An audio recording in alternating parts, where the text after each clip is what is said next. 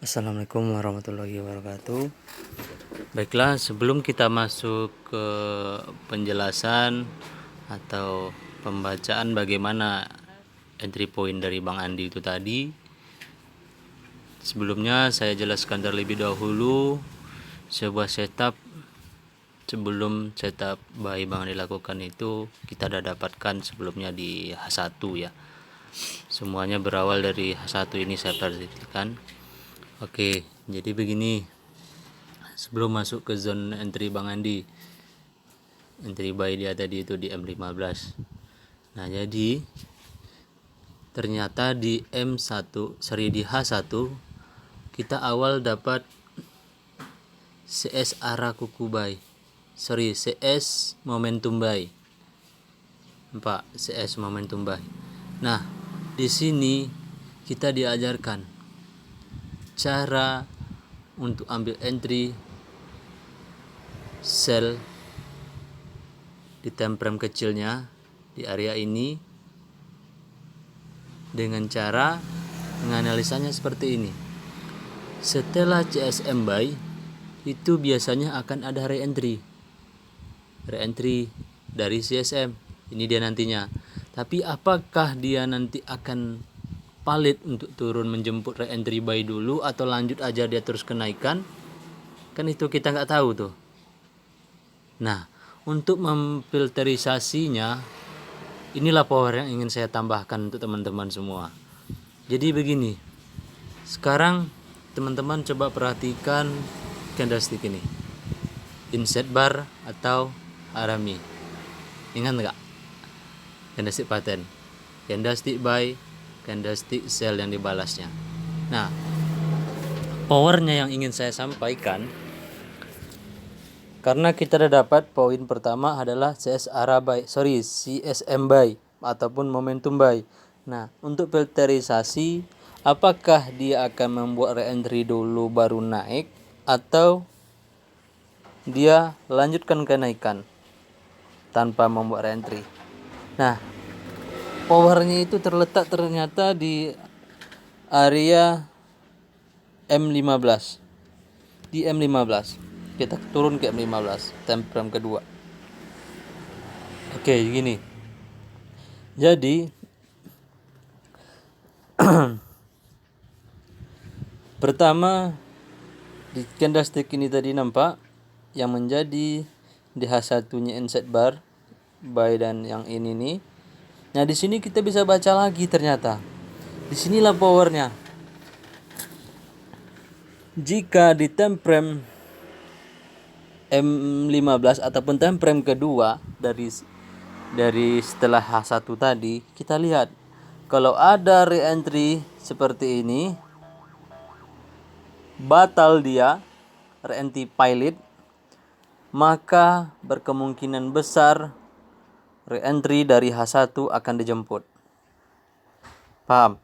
Kita naik ke H1 ya. Zone re-entry H1, Zone re-entry H1 itu terletak di sini. Ya enggak? MA5 dan MA10 low. Nah, akankah dia akan turun ke bawah ya? Dari sini ke sini setelah keluar inset bar atau rami ini? Kuncinya di M15. Kita turun ke M15.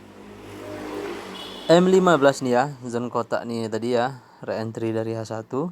Nah, M15 kita udah nemukan di sini awal sebelum terjadi inset bar segala macamnya itu tadi, kita menemukan adanya CSM.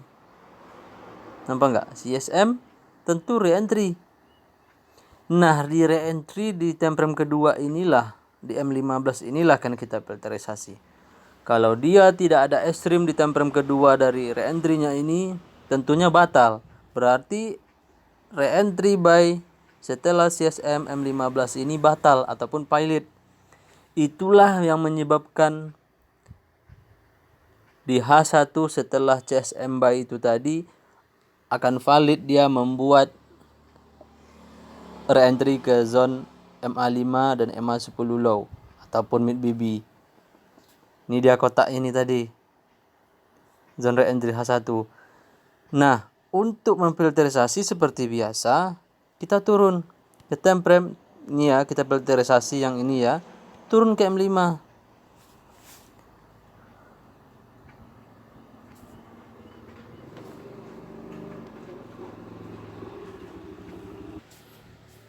Oke, kita lanjut. Jadi di temprem keduanya dari M15, re-entry M15 maksudnya, tidak ada ekstrim. Nampak?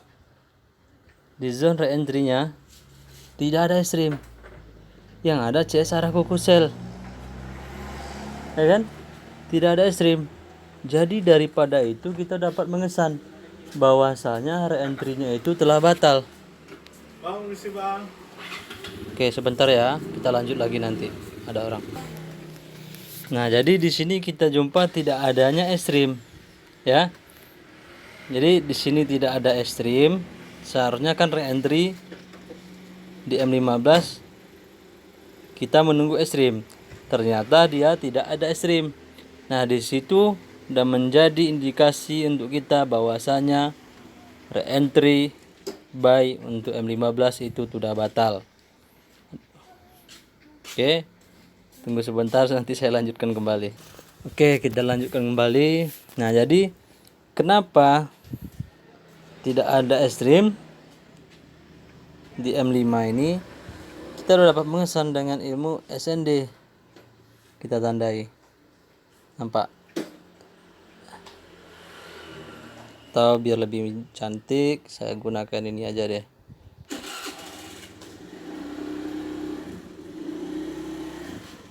Pak ya, dia menyentuh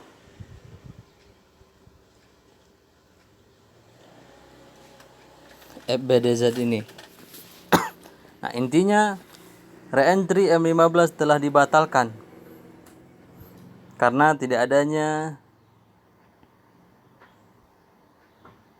ekstrim di temprem keduanya atau temprem M5-nya ini. Nah, jadi untuk kebutuhan awal kita dianalisa apakah setelah CSM by H1 ini akan ada penurunan menjemput zone re-entry buy-nya ini tadi, itu telah terkonfirmasi dengan adanya M15 membuat re-entry buy batal selepas CSM buy ini tadi. Ya. Nah, jadi sekarang tentu di sini untuk mencari setup selnya kita dari M15 ini. Nah, karena adanya re-entry batal, nah terutama di M15 kita menjumpai adanya supply di sini, press supply zone, ya. Nampak press supply zone di sini. Yang pertama tadi di sini ada re-entry buy batal. Nah, di sini ada supply. Nah, disinilah zone kita menunggu. Dengan kita lihat candlestick patternnya coba. Rejection, rejection, rejection. Tidak mampu close di dalam. Jangankan di atas, di dalam ini aja dia tidak mampu close candlesticknya.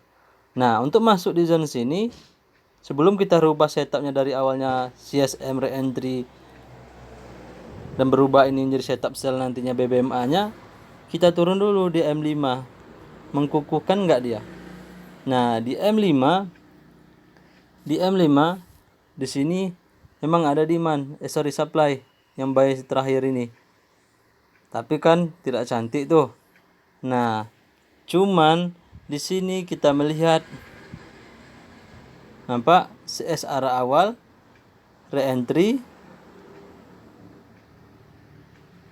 dan tidak membuat momentum, malah membuat rejection. Nah, signal inilah kita boleh masuk untuk sell di sini. Dan lebih cantik lagi turun di M1. Di M1 untuk kita dapat sub entry-nya lagi. Oke. Nah, ternyata di sini kita memiliki supply. Nampak di sini supply. CS ini ya. Ini CS yang pin bar ini. supply. Nah, kita tengok. Nah, di M1 pin bar menyentuh supply kita tadi. Nampak? Nah, di sini kita boleh lanjut nih. Nah, tapi lebih cantik di M15 kita udah dapat setup fullnya. Karena ini tiadanya momentum buy lagi selepas re-entry, dan juga di sini re-entry ini kita ada konfirmasi tadi setelah filterisasi batal. Nah, di sini dah bisa kita rubah no momentum buy, maka berubah menjadi MSP, setup untuk sell. Kita rubahlah yang awalnya CSM dan re-entry, karena udah batal semuanya sampai ini ada MSP, kita rubah ini menjadi extreme, TP wajib, MSP.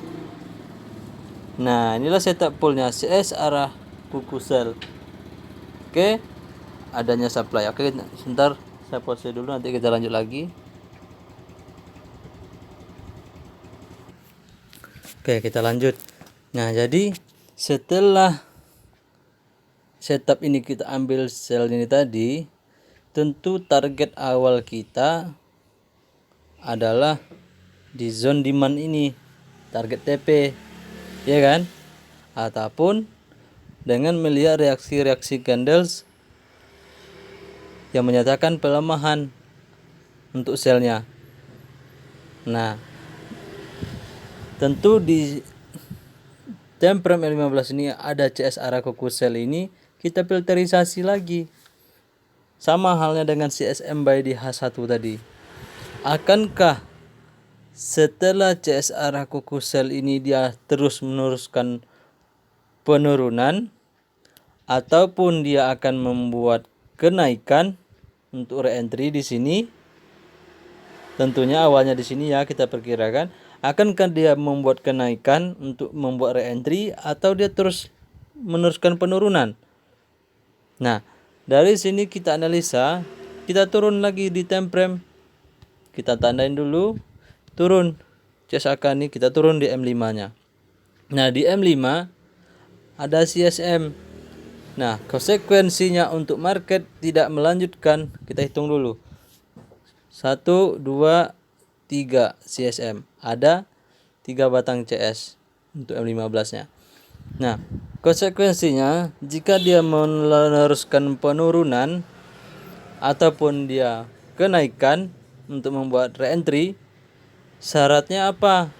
Harus ada di time frame kedua dari CS arah kuku tadi adanya re-entry sell yang valid. Yang ini kan CSM nih. Nah, dia harus re-entry ini harus valid dia. Kita filterisasi lagi. Kita turun. Kita tengok dulu. Kita filterisasi candle buy ini karena dia yang pertama kali menyentuh zone re-entry. Nampak? Dia pertama kali menyentuh. Tapi di situ dia berupa candlestick engulfing. Nampak enggak? Nah, di sini saya tengok berkemungkinan akan re-entry sell-nya batal ini. Lihat dari gambar dan nengok dari candlestick engulfing ini juga kita bisa perkirakan, tapi untuk mengkukuhkannya kita mesti filterisasi. Nah, kita turun di time frame kecilnya, M1 nya kita tengok. Nah, ini di time frame M1 nya. Nah, jadi di M1 kita hitung 5 batang candle, 1, 2, 3, 4, 5. Nah, di sini timbul keraguan. Ini ekstrim nih. Berarti valid dong re-entry-nya. Kan gitu. Nah, jadi kita dituntut peka di sini dengan indikator-indikator lain yang kita punya selain dari indikator candlestick. Nah, di sini kita menemukan awalnya ada SND nih di sini. Ada demand. Di sini ada demand. Nah, di sini ada demand. Satu pengkukuran untuk kenaikan. Nah, dan kedua, karena ini time frame kecil, paling kecil, ya, nggak bisa lagi kita filterisasi. Yang kedua, coba tengok MACD-nya. MACD-nya membuat bukit ke bawah yang telah berpotongan. Dan stokastik ini telah masuk dia dari bawah naik ke atas di area upper box. Petanda kekuatan power pun di sini nampak. Power akan perubahan trennya itu tadi. Bahwasanya menunjukkan re-entry sell di M5 itu akan batal. Nah, nggak pun sebenarnya teman-teman fokus pada stokastik ini, dengan MACD ini aja sebenarnya udah menjadi arah untuk kita semua. Ya, dan menjadi arah. Nah, melihat juga di M5, di M5 itu kita udah menemukan ada engulfing itu di CS ininya tadi. Nampak nggak? Candlestick engulfing ini menunjukkan kekuatan buyer kuat. Ya kan? Nah, di situ yang membuat dia batal. Re-entry sell M5 batal mengisyaratkan bahwasanya CS arah kuku sell di M15 akan membuat atau akan menjemput zone re-entry-nya. Seperti itu. Nah, sekarang dia masuk di zone re-entry-nya nih. Ini dia. Nah, di re-entry ini kita filterisasi lagi. Ini re-entry dari CS arah kuku sell. Akankah dia valid untuk turun atau dia akan batal? Kita filterisasi. Filterisasi turun ke M5. Nah, ternyata dia tidak ada membuat ekstrim. Yang ada dia nampak CS arah awal. CS arah awal. Oke, saya stop dulu. Nanti kita lanjutkan kembali. Oke, kita lanjut. Nah, di sini kita dipertemukan dengan tidak adanya ekstrim di time frame kedua dari re-entry tadi itu. Nah, di situ menjadi isyarat lagi kepada kita bahwasanya re-entry M15 ini, ya, re-entry M15 ini akan batal, ya. Nah, di M15 telah dapat kita re-entry batal. Nah, seharusnya kalau kita jeli lagi di sini, kita bisa entry lagi di situ. Untuk dancing lagi di situ. Kenapa? Di sini kita melihat di M5 adanya FBEZ. Nampak? CS tidak mampu close di atas ataupun di dalam CS FBEZ ini. Mau lebih sub lagi, turun di M1. Di M1 ternyata ada FEZ yang kecil ini. Nampak dia sentuh shadow ini. Nah, di situ udah menjadi signal lagi kita untuk entry hanjut lagi di sini. SL di atas ini.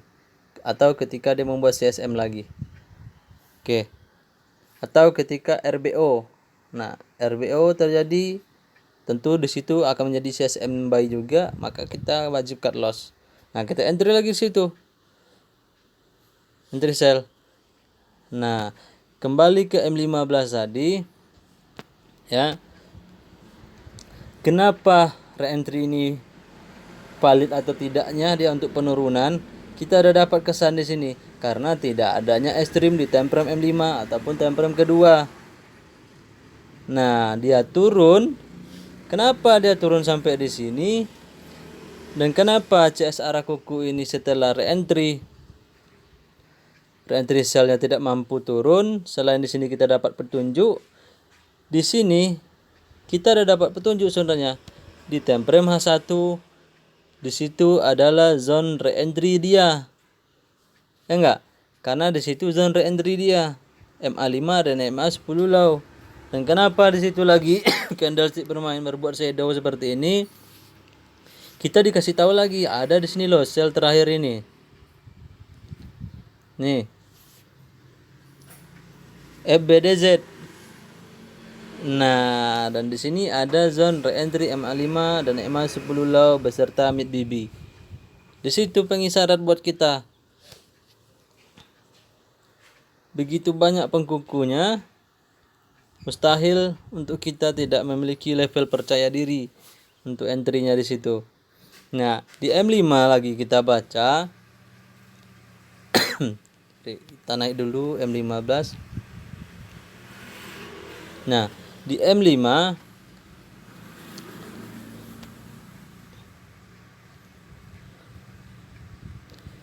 kenapa selepas re-entry ya, re-entry di mid BB tentunya CSM re-entry-nya ini, kenapa dia tidak membuat CSM?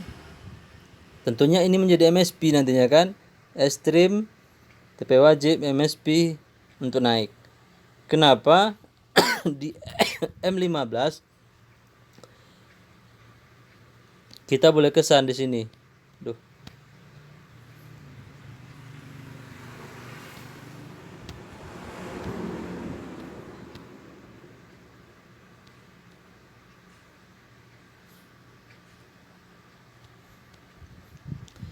Di M15 kita menemukan adanya engulfing di sini, sell buy. Nah, di situ pengisyarat juga tuh. Selain dari kotak ini tadi zone re-entry dari CSM H1. Nah, selain dari M15 kita bisa tengok di time frame di bawah M15. Kenapa dia sampai di sini? Tidak ada kekuatan untuk kenaikan ke penurunan. Selain di sini kita melihat dia sudah berada di area overbought bukitnya dan sudah membuat perpotongan-perpotongan lebih cantik dan lebih dahulu. Kita dapat signal tentunya di M1. Ada apa di M1? Nih, kenapa dia tidak berhasil melanjutkan penurunan selain konfirmasi yang tadi setelah kita dapatkan? Nih di sini. Nampak? Candlestick bermain di sini membuat sideways. Terutama di sini kita melihat powernya di sini. Nih, di area demand. Ya. Di area demand CS membuat rejection dan tidak membuat momentum lagi, rejection pin bar. Nampak? Di sini makanya dia lanjutkan kenaikan. Dia membuat CS arah awal dan re-entry dia seperti ini. Boleh kita hajar aja. Nah, inilah power yang akan saya ajarkan nanti di masa kita live trade ataupun online ketiga mengenai supply and demand. Bagaimana cara menyikapinya? Ini contohnya nih, saya jelaskan sedikit nih. Candlestick ini yang menjadi CS arah awal ini close di dalam body dari supply yang ini, saya gambar.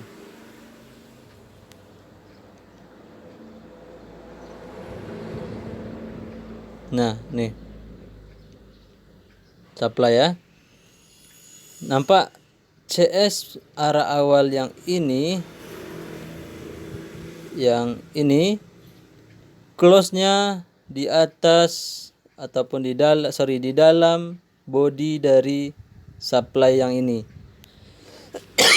Perlu diingat lagi, saya sudah bagi tahu supply yang lemah ialah supply yang berada di mid BB. Nah, dan supply yang kuat ialah supply yang berada di top BB, dan demand yang kuat adalah demand yang berada di low BB. Seperti itu. Ingat pesan saya itu. Nah, dengan di sini kita ketemu konfirmasi seperti ini, CS arah awal dan ada demand di sini yang sudah di clear kan, maka di sini terkonfirmasilah dia untuk naik di sini.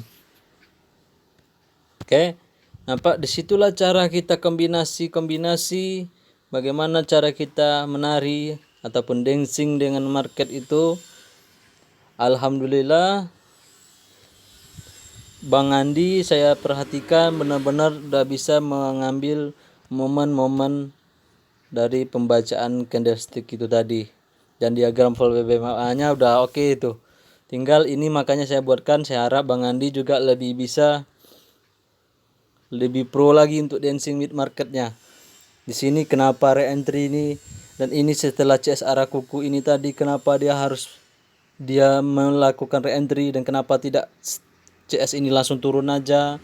Nah, setelah saya jelaskan tadi, saya harap teman-teman semua dapatkan pemahaman ataupun ilmu yang baru dari cara kita dancing with market ini.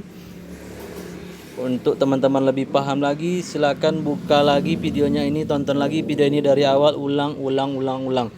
Itulah cara dancing with market yang saya gunakan selama ini. Semua bersebab, semua ada alasannya, ada filterisasinya, ada kombinasinya. Bukan teknik harapan yang kita gunakan di sini. Nah, oleh sebab itu saya harap dengan adanya video ini semakin menambah pemahaman. Dan kalaupun masih belum paham, nanti boleh ditanyakan lagi di sesi online kita yang ketiga besok malam atau nanti malam. Nah, boleh ditanyakan kembali, kita bahas kembali. Pokoknya selagi tidak paham jangan diam, banyakkan bertanya. Saya senang kalau abang-abang dan Pak Santos banyak bertanya, tentunya menjadi paham kita ke depannya. Lebih mudah kita untuk dancing with market bersama-sama nantinya. Itu harapan saya. Saya harap yang lainnya mulai aktif untuk bertanya ataupun saling berdiskusi di grup. Semoga dengan banyaknya diskusi itu tadi menambah kepahaman kita semua. Oke, saya rasa cukup videonya, saya tutup dulu. Lebih dan kurang saya mohon maaf. Wabillahi taufiq wa hidayah. Wassalamualaikum warahmatullahi wabarakatuh.